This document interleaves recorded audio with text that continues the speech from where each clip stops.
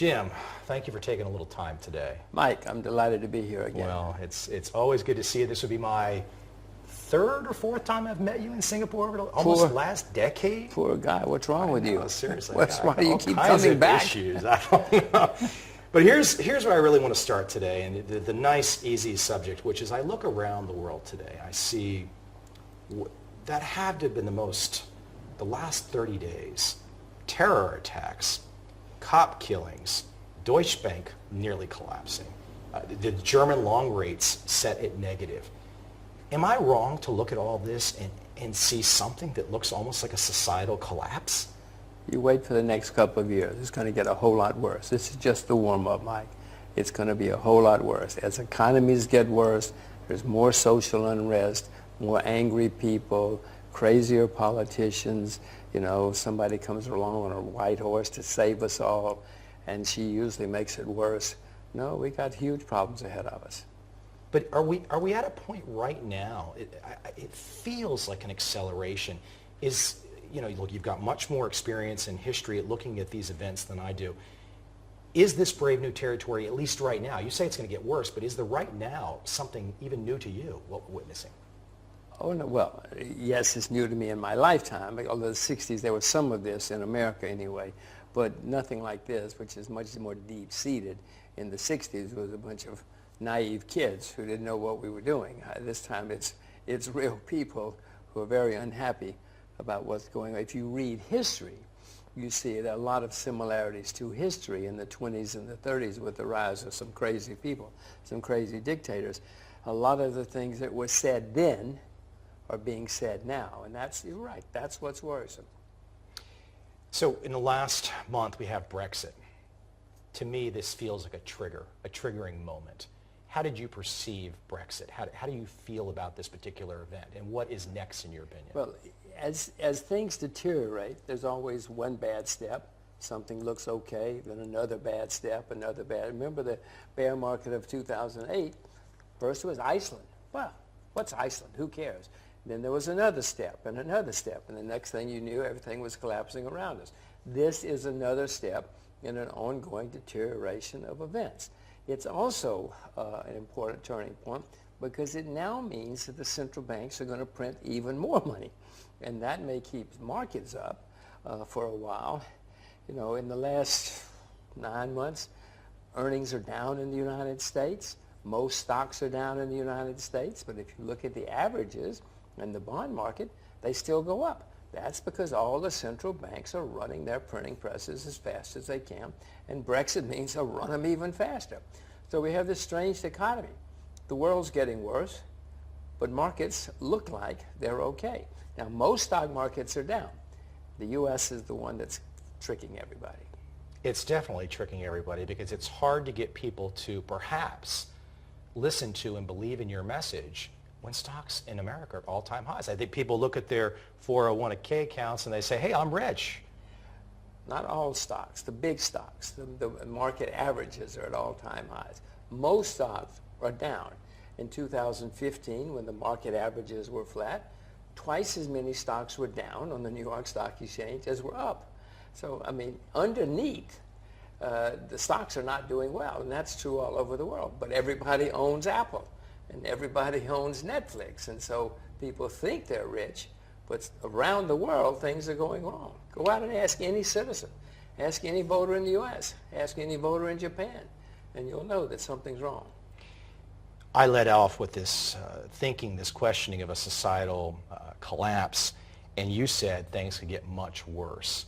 When I hear Jim Rogers say that things can get much worse, that feels different than Jim Rogers just saying to me, Mike, I see a recession on the horizon. Oh, the recession is the easy part. That's the good part.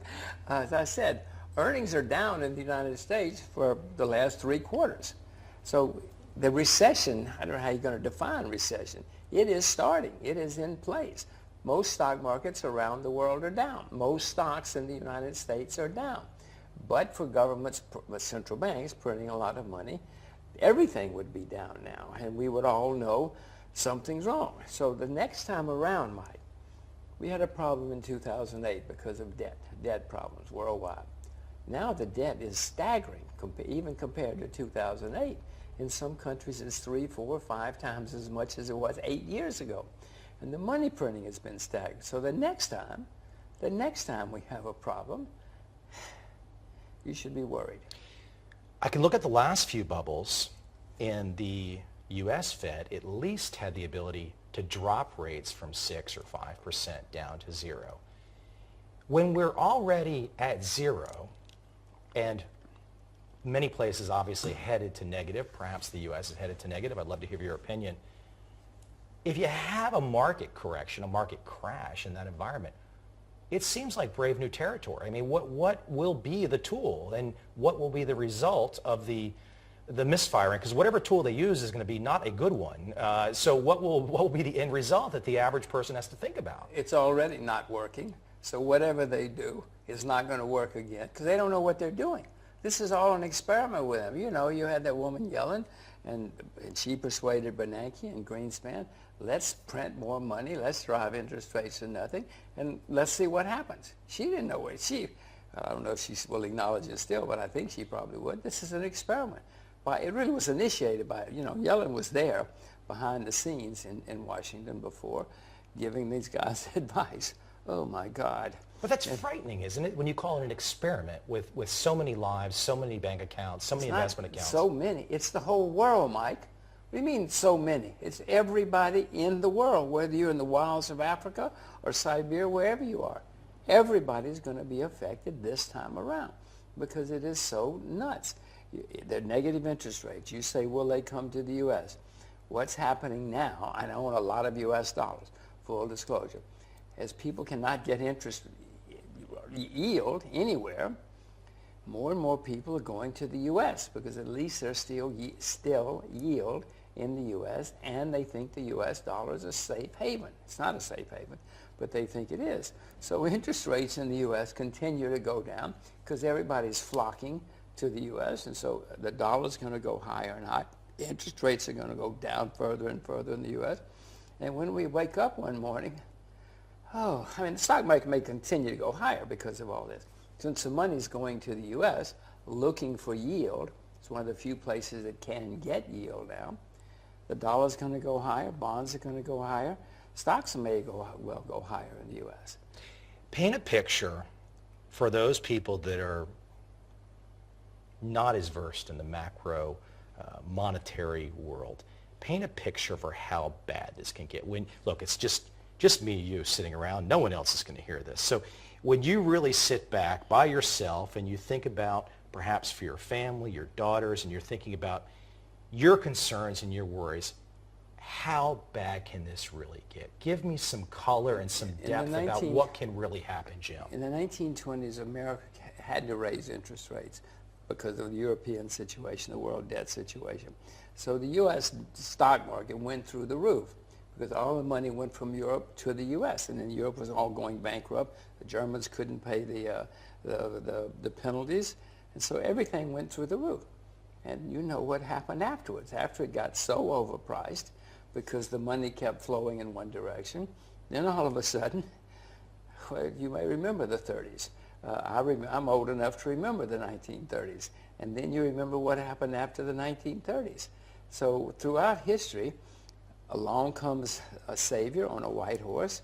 The savior has simple answers and saves us all. It nearly has always led to bankruptcy, as it did in the 30s, and it has often led to war, as it did in the 30s. So when you say how bad can it get, you should look out the window and be very worried, because it can get really, really worse than anything you've seen in your lifetime. And it's been a long time since we've had anything worse than you've seen in your lifetime. So the world may be overdue. Throughout history, we've had periods of serious crisis, very serious crisis. I don't mean 1968 or 2008, for instance. I'm talking about serious crisis with bankruptcies all around us, crazy dictators, crazy people on white horses, and war. Well, this really speaks to internal strife that I guess as you could see in local safety issues in America. Mike, you could see food issues, right? Mike, I know you live in Asia now, but get out the American press. You see what's happening? They're shooting up each other all over the place. Not just in America. Europe, they're shooting each other up all the time. This has already started. I mean, I can name at least 5 or 10 cities in America where in the last year or two there have been serious shoot-'em-ups. France alone has had 3 big shoot-'em-ups. This has already started.